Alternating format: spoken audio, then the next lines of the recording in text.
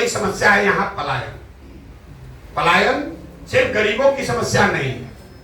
कई लोगों को लगता है कि गरीब आदमी का लड़का बाहर जाता है मजदूरी करने ट्रेन में भर के, ये आपका भ्रम है। हम गांव में चले दिखा कि सिर्फ गरीब के लोगों का के लिए पलायन नहीं है, गरीब लोगों के लिए पलायन नहीं है। हाँ, कोई ऐसा यहाँ परिवार नहीं है जिसको पलायन का दंश नहीं झेलना है। फर्क बस इतना ही है कि गरीब का बच्चा बाहर मजदूरी करने जा रहा है और आपका बच्चा बाहर पढ़ाई या नौकरी करने जा रहा है। जा सब रहे, किसी के बच्चे, किसी को परिवार को अपने बच्चे के साथ रहने का अवसर नहीं। तो पलायन सबसे बड़ी समस्या है। इसने बिहार में परिवार की परिकल्पना ही खराब कर दी है। लोग ये मानते हैं कि अगर बच्चा को बढ़िया पढ़ने में हो गया तो उसको बाहर ही जाना है। अगर मेरा बच्चा नौकरी करेगा तो इसका मतलब है कि हमको उसको हमसे दूर ही रहना है।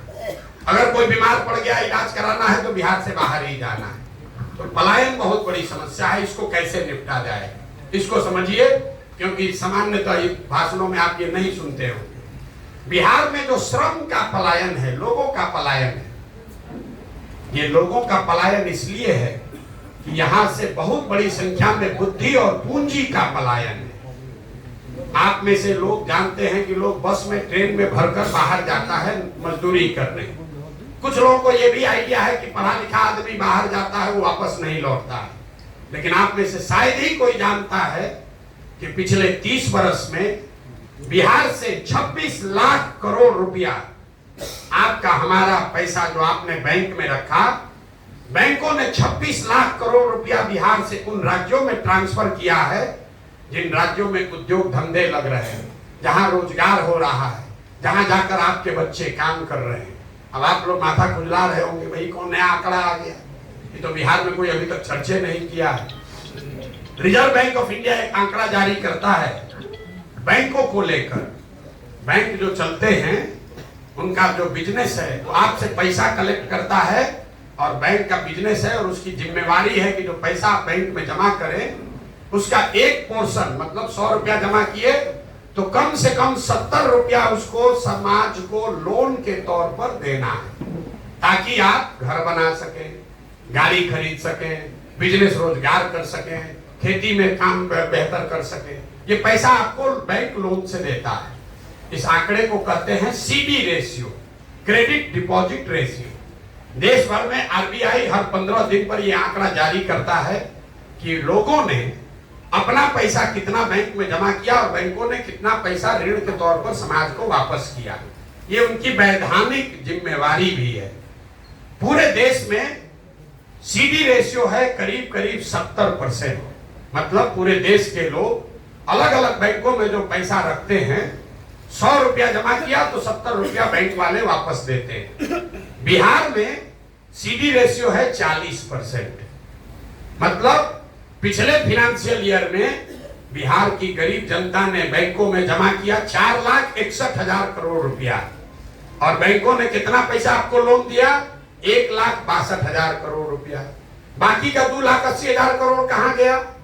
ये पैसा जमा हुआ बिहार में, लेकिन एसबीआई ने, एचडीएफसी ने, बैंक ऑफ इंडिया ने, इन बैंकों ने लोन दिया आंध्र प्रदेश में, तमिलनाडु में, गुजरात में, महाराष्ट्र में, केरल में।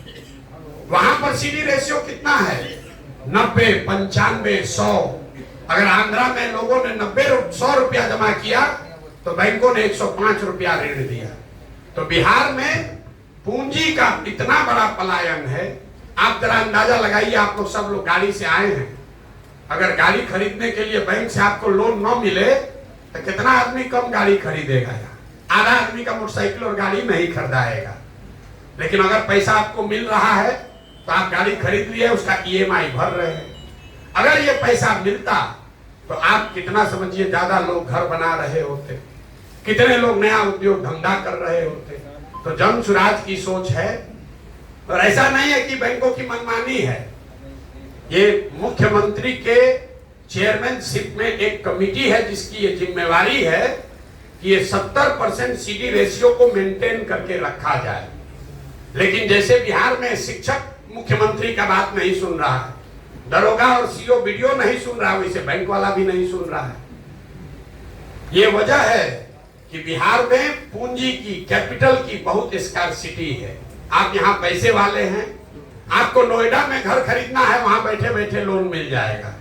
लेकिन भभुआ में 2 तल्ला घर बनाना है तो लोन लेने के लिए बैंक में 10 को चक्कर लगाइएगा, 20,000 घूस दीजिएगा, तब आपको लोन मिलेगा। ये दुर्दशा जन सुराज की, और इस पर कोई चर्चा समाज में आपने नहीं सुनी होगी। आप यहाँ के, मैं आप दावे पे से कह रहा हूँ, यहाँ के फिनांस मिनिस्टर को बुलाइए और उससे पूछिए कि सीडी रेशियो क्या है, तो कहेगा ये क्या होता है। कोई पत्रकार से पूछिए, उसको मालूम ही नहीं है। ये 26 लाख करोड़ रुपया, इतना बिहार सरकार का 1990 से पिछले साल तक का बजट जोड़िएगा, वो भी 26 लाख करोड़ नहीं है। अंदाजा लगाइए कि अगर 26 लाख करोड़ रुपया बिहार के लोगों के पास उपलब्ध होता तो कितने लोगों ने ज्यादा घर बनाया होता, कितने लोगों ने नई गाड़ियां खरीदी होती, कितने लोगों ने स्वरोजगार किया होता। उसने लड़के ने पूछा कि युवा आपको वोट क्यों दे। युवा वोट इसलिए दे कि पहली बार बिहार में कोई कह रहा है कि सरकारी नौकरी नहीं देंगे और तुमको देने का भी चिंता से निकालेंगे। हमें दुनिया में जितने देश बड़े बने हैं, अमेरिका में बैंक का पीओ बन के लोग, बैंक का पीओ का कोचिंग करके अमेरिका बना है। दुनिया में जितने बड़े देश बने हैं, मुसल्लापुर में कोचिंग सेंटर में पढ़ के बना है। जो देश आगे बढ़े हैं वो कोचिंग सेंटर करके या बैंक में या रेलवे में या सेना में भर्ती होकर नहीं बना है। उन राज्यों में, उन देशों में ये व्यवस्था बनाई गई कि बच्चे आपके बढ़िया पढ़ें और पढ़ लिखने के बाद वो रोजगार करने के लिए उनके पास वो व्यवस्था हो, पूंजी हो, सरकार का सपोर्ट हो, ताकि आप स्वरोजगार कर सके। तो हम लोग युवाओं को ये कह रहे हैं कि आपको स्वरोजगार करना है। नौकरी का देखिए, एक आंकड़ा दे रहे हैं आपको, कभी आप 2-4 साल से सुन रहे हैं, कहता है तेजस्वी यादव कि हम 10 लाख नौकरी दे देंगे, और आप लोग कहते नाम नहीं दे पाएगा। 10 लाख कैसे देगा, 2 लाख दे पाया, 4 लाख दे पाया। एक आंकड़ा दे रहे हैं, और इससे आरक्षण वाला बात भी आपको समझ में आएगा।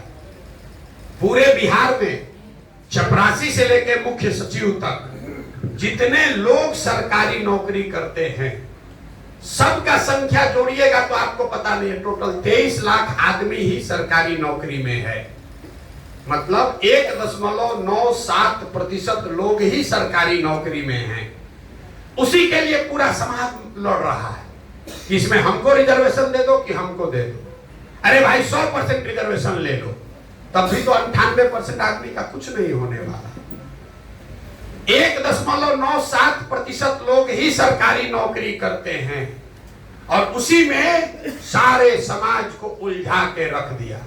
इतने आदमी हैं, अगर निकलने का दरवाजा बंद करके एक कर दिया जाए, आधा आदमी इसमें पिसा के मर जाएगा निकलने के हड़बड़ी में। तो 10 गो नौकरी है और 1000 बेचारा बच्चा उसको पाने के लिए लड़ रहा है। खेत बेचकर मुसल्लापुर में अपना कोचिंग कर रहा है, कोचिंग माफिया को जाके पैसा दे रहा, सोच रहा है कि हम इसमें पार हो जाएंगे। कैसे पार होइएगा?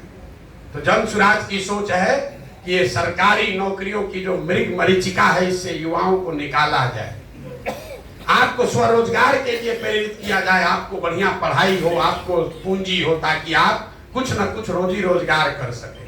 हम तो सरकारी नौकरी नहीं करते, हमारा जीवन नहीं चल रहा है।